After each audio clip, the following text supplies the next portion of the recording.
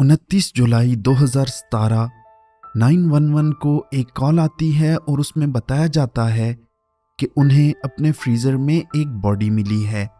Collar काफ़ी ज़्यादा घबराया हुआ था और उसने बताया कि उसके दोस्त ने एक हफ्ता पहले अपना फ्रीज़र उसकी बेसमेंट में रखा था। उसने जब उसे खोला तो उसमें एक इंसान का पाँव देखा। Call 911, what is your emergency? Yeah, my name is Ted Escobar. Okay. Me and my wife, we just found a dead body in our freezer. Dead body? A freezer, a freezer. My friend called last week. He said my electricity is off. Can I put my freezer in your basement? And I said, yeah. Alright, it's okay, sir. Is it a male? Is it a female? I think it's a female. ये सुनने के बाद camel एहायो operator इस location पर पहुंच गए। उन्होंने सारे एरिया को कवर कर लिया। फ्रीजर में एक औरत के काफ़ी सारे बॉडी पार्ट्स थे। पुलिस इस पूरे एरिया में एविडेंस ढूंढने लगी और ये जानने की कोशिश करने लगी कि आखिर फ्रीजर में बॉडी कहाँ से आई। इस केस की इन्वेस्टिगेशन के लिए केन और उसकी वाइफ जिल दोनों को इन्वेस्टिगेशन के लिए ले जाया गया। उनसे इस बॉडी के बारे में पूछा गया कि वो कहाँ से आई। पुलिस ये जानने की हर मुमकिन कोशिश कर रही थी कि आखिर वो बॉडी किसकी है। इंटेरोगेशन के दौरान जिल ने बताया कि वो कुछ बना रही थी तो उसे अपने फ्रीज़र में वो चीज़ नहीं मिली, इसलिए उसने अपने फ्रेंड का फ्रीज़र खोला। उसने वहाँ पर एक ब्लैक सा बैग रखा हुआ देखा। वो उसे देखकर बहुत हैरान सी हुई। 10 मिनट बाद जब उसका हस्बैंड वापस आया तो उसने अपने हस्बैंड को इस बारे में बताया। उसका हस्बैंड ये कंफर्म करने के लिए नीचे बेसमेंट में गया तो उसने देखा कि फ्रीज़र में ब्लैक बैग रखा हुआ था। उसे काफ़ी ज़्यादा टाइटली बंद किया हुआ था। उसने सिजर्स मंगवा कर उसे खोला तो उन्हें बहुत गंदी सड़ी हुई गोश्त की स्मेल आई। उसके अंदर एक और शॉपर था और जब उसने उस शॉपर को खोला तो उसके अंदर एक इंसान का पाँव था। इसके बाद वो दोनों जल्दी से बेसमेंट से बाहर आए और उन्होंने पुलिस को कॉल की। And when I opened it up, I saw the black trash bag and that 5-gallon bucket with the orange lid. And I saw that, and my stomach flipped, and I just shut it. And I put the screws and stuff back in, and my husband came home like maybe 10 minutes later.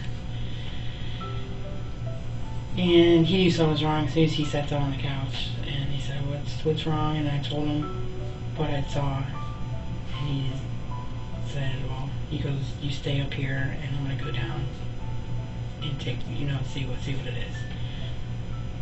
So he went down and he took the screws and stuff out of it again, and he opened it up, I guess, and he was down there just for a couple minutes, and I stuck my head down and I went down the steps, and I just sat down the steps, and he was taking that black bag out of the backpack, and he tried to open up that, and I think I wanted to get scissors because it was tied real tight, and I gave him a thing of scissors and he cut that open, and then there was another bag inside of that bag, and he cut that one open, and when he tried to open it up, it smelled horrible. That's when he saw the foot in the bag. Okay. And he said it's उसके husband से जब interrogation की गई तो उसने बताया कि उसके दोस्त ने उसे $100 ऑफर किए थे। ये $100 हर वीक उसे मिलने थे और उसके बदले उसने फ्रीज़र को बेसमेंट में रखना था। इस फ्रीज़र पर एक बड़ा सा लॉक लगा हुआ था। उसकी वाइफ ने स्क्रू से इस लॉक को ओपन किया क्योंकि वो उसमें बर्गर देखना चाहती थी। 17 जुलाई मंडे के दिन इस दोस्त ने उन्हें वो फ्रीज़र ला कर दिया। केन ने उसे वो फ्रीज़र बेसमेंट में रखने को कहा। उस शख्स ने उन्हें बताया कि इलेक्ट्रिसिटी की प्रॉब्लम की वजह से वो उसे अपने घर नहीं रख सकता। इस बॉडी की फोरेंसिक रिपोर्ट से पहले ही पुलिस को आइडिया हो चुका था कि ये बॉडी किसकी है। 22 जून 2017 को शैनन की फैमिली ने मिसिंग कंप्लेंट लिखवाई थी। 28 साल की शैनन 23 फरवरी से लापता थी। उसे कई वीक्स हो चुके थे और उसने अपनी फैमिली से कोई कांटेक्ट नहीं किया था। उनके लिए ये बात इंतहाई अजीब सी थी क्योंकि वो ऐसा नहीं करती थी। अपनी जॉब की वजह से वो ज़्यादातर बिजी रहती थी। उसका ऑन ऑफ रिलेशनशिप एक आदमी के साथ चल रहा था जिसका नाम आर्टुरो नोविया था। अब तक किसी को भी पता नहीं था कि शैनन के साथ आखिर हुआ क्या था। केन ने डिटेक्टिव को आर्टुरो के बारे में बताया कि वो कई ज़्यादा लड़कियों के साथ रिलेशन में था। वो उसे 4 साल से जानता था। इस दौरान एक दफ़ा वो शैनन के साथ भी उसके घर आया, लेकिन उन दोनों की वहाँ पे बहुत सख्त लड़ाई हुई। आर्टुरो बुरी लैंग्वेज यूज़ करने लगा और उसे बुरा भला कहने लगा। इसकी वजह से केन ने उसे उसकी कोई भी गर्लफ्रेंड यहाँ लाने से मना कर दिया। उसकी नई गर्लफ्रेंड का नाम कैटरीना था और उसके साथ भी उसका ऑन ऑफ रिलेशन चल रहा था। इसके बाद पुलिस ने इंटेरोगेशन के लिए उन्हें बुलाया, जिन्होंने उसके साथ मिलकर फ्रीजर को बेसमेंट में मूव करवाया था। उन्होंने बताया कि इस आदमी ने उन्हें अपना नाम एंथनी बताया था। वो उस वक्त भी उसके साथ थे जब उसने फ्रीजर खरीदा था। फ्रीजर खरीदते वक्त वो अपनी गर्लफ्रेंड कैटरीना से फ़ोन पर बात कर रहा था और उसने उसे बाय करने के लिए पैसे दिए थे। उनसे काफ़ी सारी इन्फॉर्मेशन लेने के बाद उन दोनों ने पूछा कि इस फ्रीज़र में ऐसा क्या था जिसकी वजह से वो इतनी डिटेल्ड इन्फॉर्मेशन ले रहे हैं। डिटेक्टिव ने उनसे पूछा कि क्या वो शैनन को जानते हैं। I helped him move it. Okay. Was it heavy? Not heavy. Okay. Did you look at it? Nope. Okay. There's something more than you're not telling us. No. And we don't need to know, do we? Do we? I would want to know. Did you know Shannon? Who? Shannon. जिस पर उन्होंने जवाब दिया कि नहीं, लेकिन वो ये जानते हैं कि वो गायब है। इस पर डिटेक्टिव ने कहा कि उसे ढूंढ लिया गया है और फ्रीज़र में उसी की बॉडी थी। उन्हें इस बात पर यकीन नहीं आ रहा था कि उन्होंने अपने हाथों से उसकी बॉडी मूव की थी और इस फ्रीज़र को बेसमेंट में जा रखा था। Mm-hmm. Are you serious? Yes. Not in that freezer. No.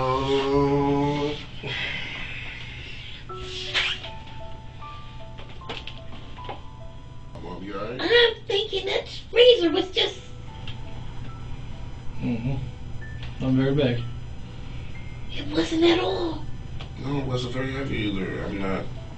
It wasn't. She wasn't a very big girl.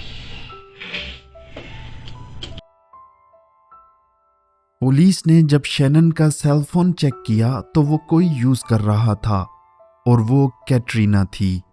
इसके अलावा उसका डॉग भी, जो कि उसे इंतहाई पसंद था, वो भी कैटरीना के पास था। शैनन को अपनी ज़िंदगी में 2 चीज़ें बहुत प्यारी थीं, एक उसके अपने बाबा और दूसरा उसका डॉग।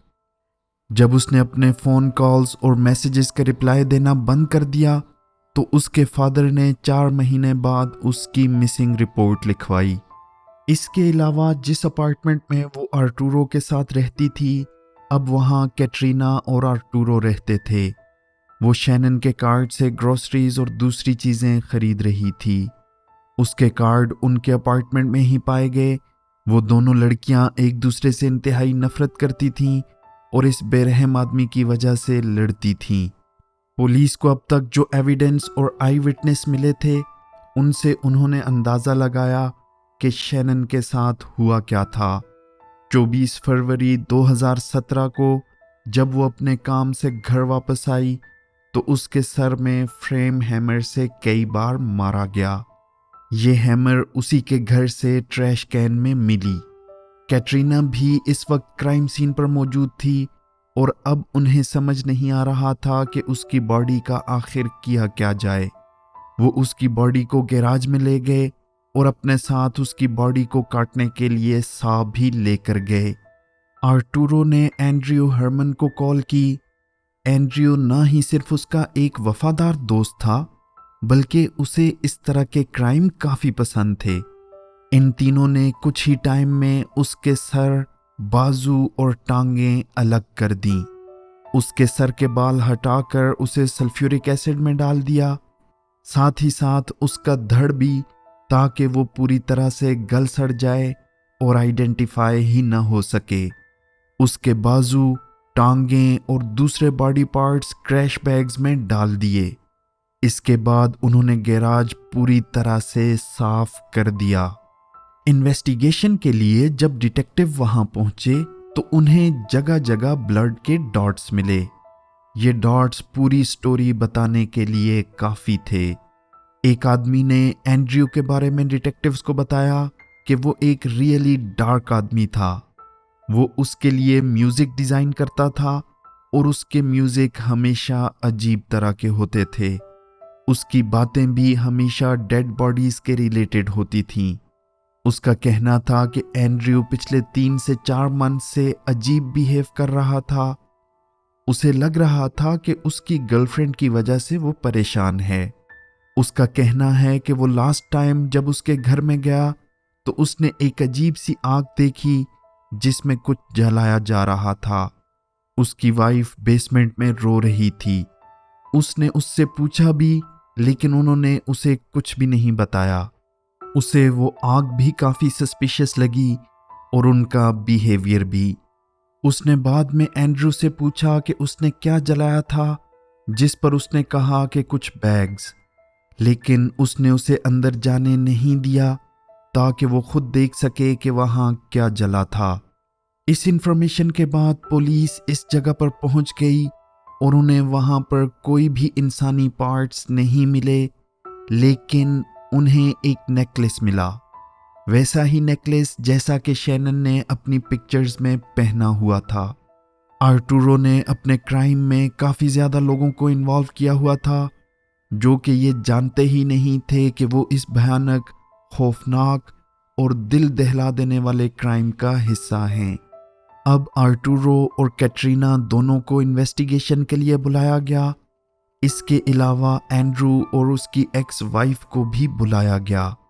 डिटेक्टिव ने उससे पूछा कि उसने कुछ चीज़ें जलाई हैं, तो उस पर आर्टुरो ने कहा कि नहीं, उसने हर बात ही मानने से इनकार कर दिया। उसने ये भी डिनाई किया कि वो फ्रीज़र को लेकर केन के घर गया था। जब उससे शैनन के बारे में पूछा गया कि आखिरी बार उसने उसे कब देखा है और क्या वो जानता है कि वो कहाँ है, तो उसने कहा कि उसे कुछ भी नहीं पता। उसने उसे आखिरी बार फरवरी के एंड पे देखा था।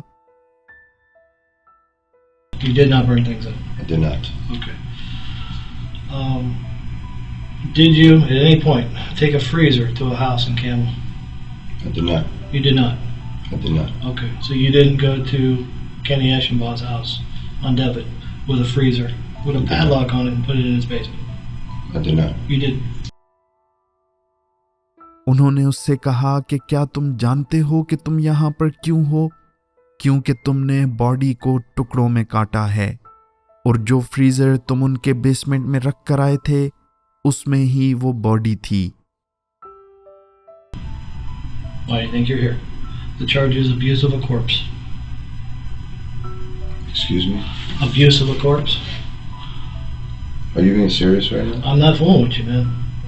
You're I 100% serious I would not make right this now. up. Yeah, absolutely. I don't believe it. उसका कहना था कि उसे इस बात पर यकीन नहीं है और वो उससे झूठ बोल रहे हैं। जिन लोगों ने उन्हें इंफॉर्मेशन दी है वो इंफॉर्मेशन भी गलत है।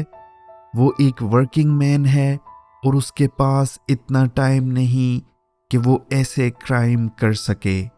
पुलिस उसके सामने इतनी सीरियस सिचुएशन रख रही थी और उस वक्त वो अपनी जॉब के बारे में सोच रहा था। इस पर डिटेक्टिव ने उसे सही बातें सुनाई कि यहाँ पर कितनी सीरियस सिचुएशन है और तुम अपनी 2 टके की जॉब के बारे में सोच रहे हो। उसे पता था कि वो इस सिचुएशन से आसानी से नहीं निकल सकता। इतने सब सबूतों के बाद भी वो इस बात पे आने को तैयार ही नहीं था कि वो इस सब में इन्वॉल्व्ड है।